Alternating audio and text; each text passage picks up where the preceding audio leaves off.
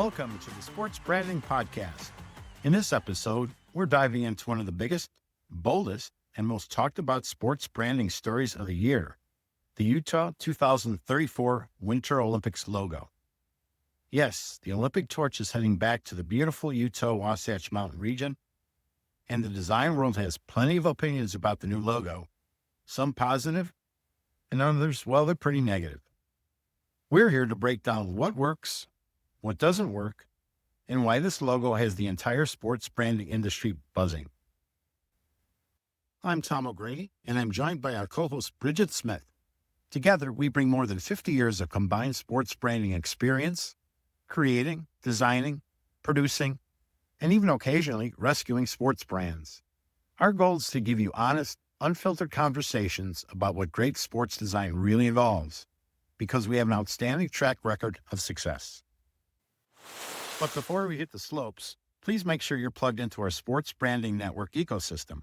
Subscribe to Sports Branding on Substack, follow us on X.com and Instagram, listen on Apple Podcasts, like and subscribe to our Game Plan Creative YouTube channel, and explore our branding and animation work at gameplancreative.com.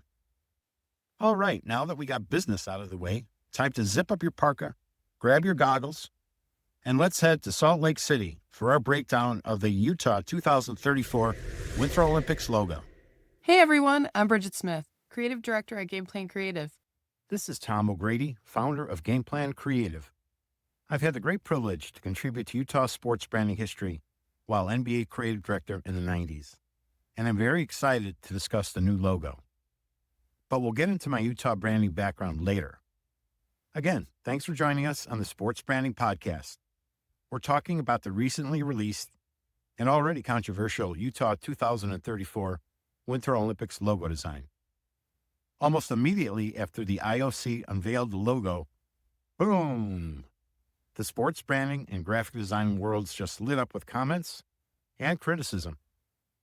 Designers, fans, athletes, everybody has strong opinions. It's exactly the kind of event we love to dissect, analyze, and debate back and forth here. Olympic branding always sets a global benchmark. Every detail, colors, geometry, typography, is debated, critiqued, and studied. Utah has a deep design history in sports. The 2002 Salt Lake City Winter Olympics logo set a very high standard. And personally, I've done my share of Utah branding work over the years. So I'm heavily invested in how this new logo represents the Beehive State. Once the International Olympic Committee dropped a new Utah 2034 logo, it caused a blizzard of controversy, both in the region and around the world. Like the blizzard pun? Today, we'll break it down piece by piece and provide some takeaways for our audience. Yeah, absolutely, Tom. There's a lot to unpack.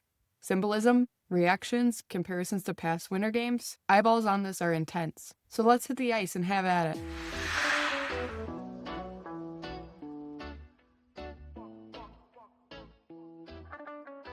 Most listeners can't see this, so here's the picture. Utah, in all caps, stacked above 2034. No icon, no pictogram, just a word mark. Thick lines collide with receding thin lines. Almost chaotic. The designers are telling a story, but it's messy in an intentional way. The brand design team says it represents interlocking community pathways. Mountain geometry having a modern take on Utah's stunning landscape.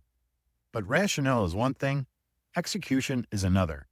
And that word mark, man, it's sparking debate like hockey fans after a referee makes a bad call.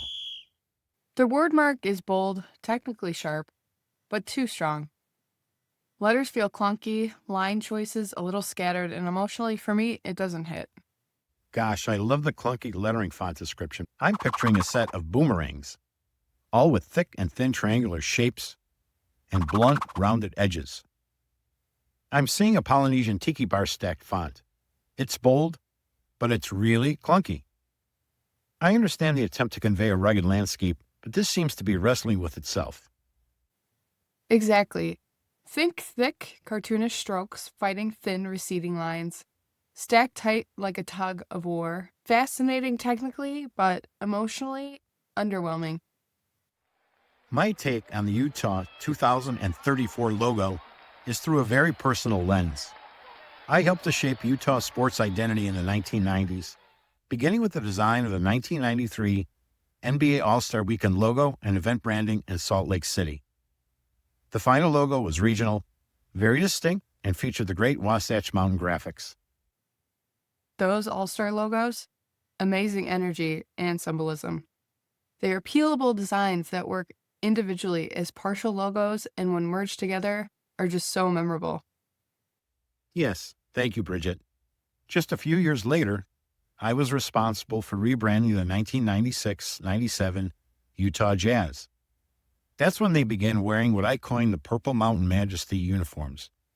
You know, the ones they wore in back-to-back NBA Finals against Michael Jordan and the Chicago Bulls. Talk about great rebrand exposure. Wow.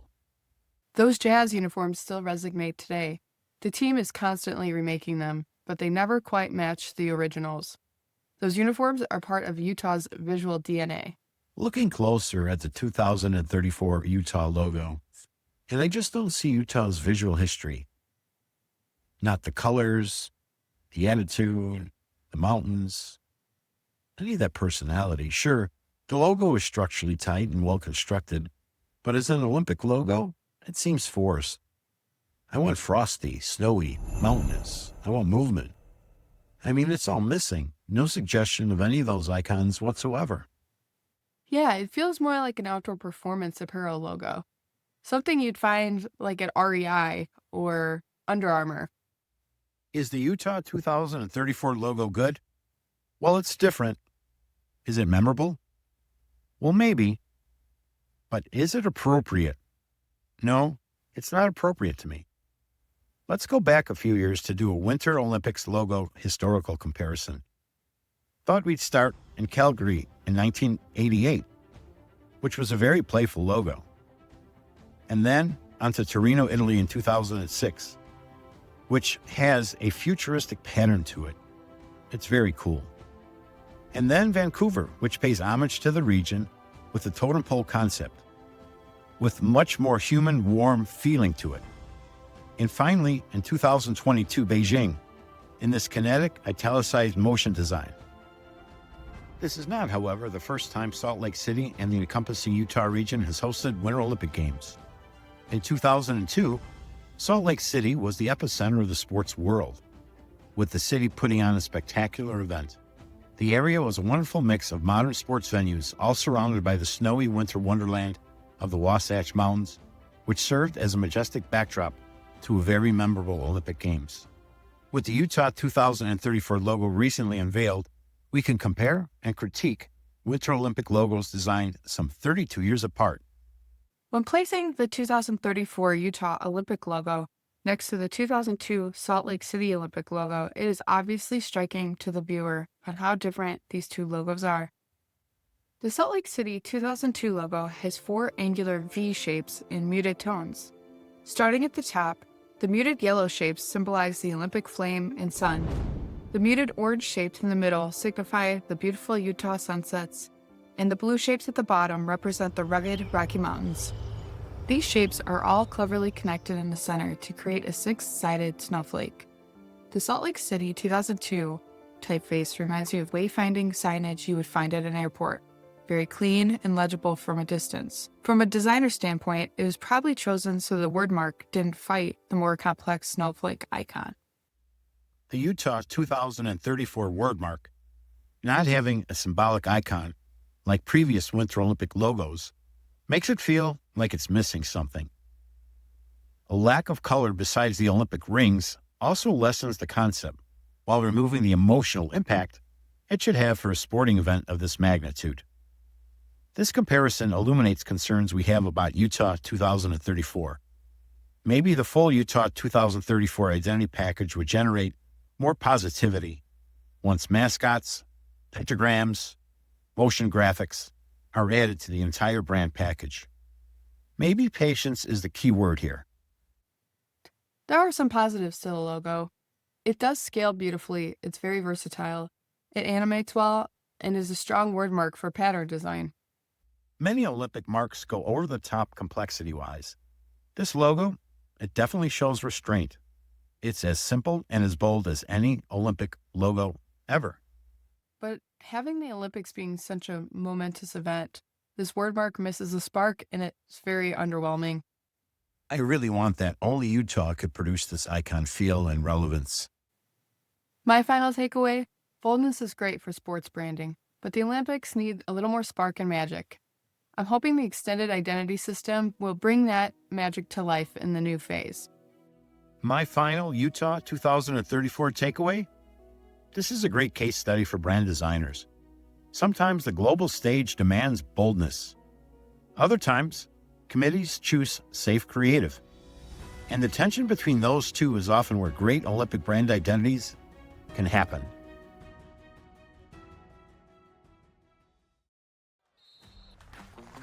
We hope you've enjoyed this episode of the Sports Branding Podcast.